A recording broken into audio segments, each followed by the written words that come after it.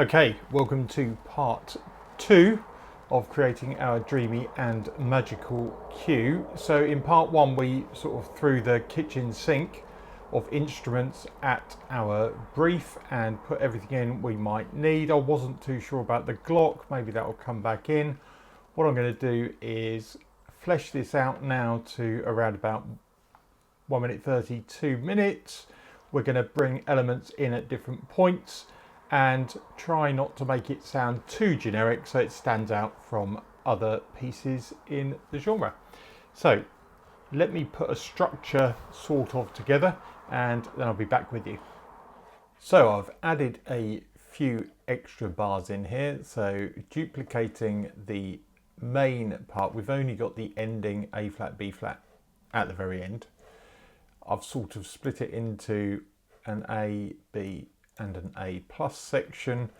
I'm actually going to think about adding some extra instruments now rather than try and cut this back any further. I have done some automation to fade in the bass and the synth bass so they come in a bit more subtly on top of each other. I've also gone back to using the Glock, but instead of, I'm probably not going to use this melody, but I've used this.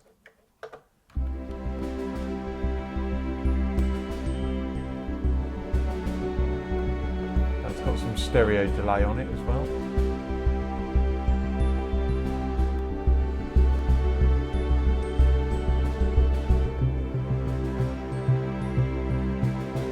Is duplicating what was in the Celeste.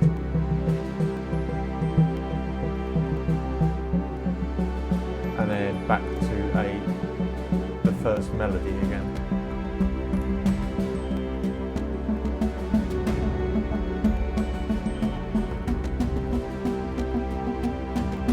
So that's building up that synth bass now. I'm going to need a transition here. And probably beef up some of that percussion and see where we go from there.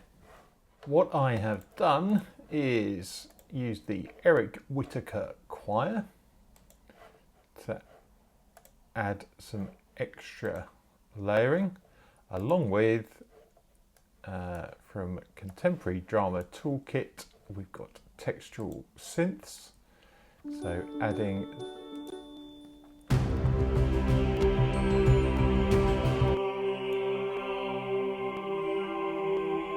that sound on top.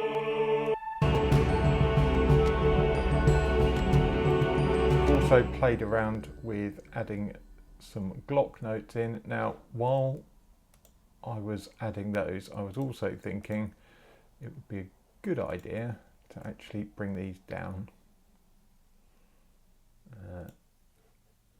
in volume ever so slightly.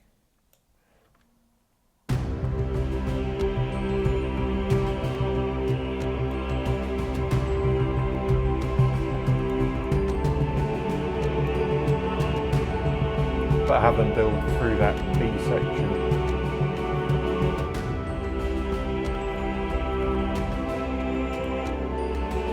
And I might do similar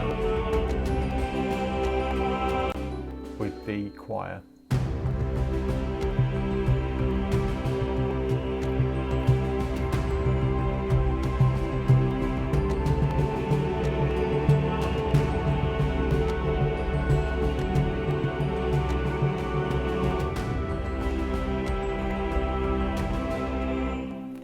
That now gives me options to add in.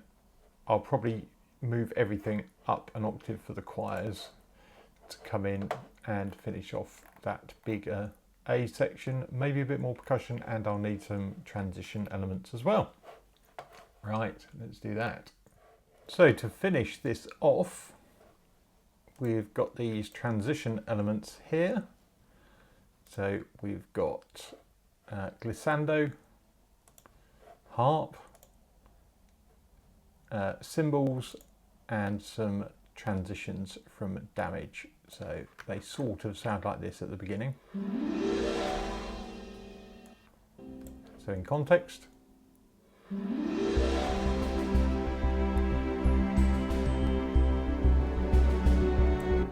And then come in part way through. I've only used the gliss a second time there.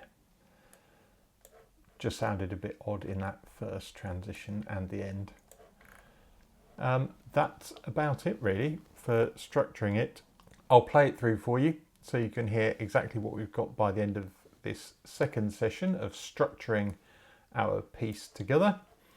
And then I'll be back in part 3 to mix it and get it ready to go out the door. So like and subscribe, always appreciated. See you in the next one.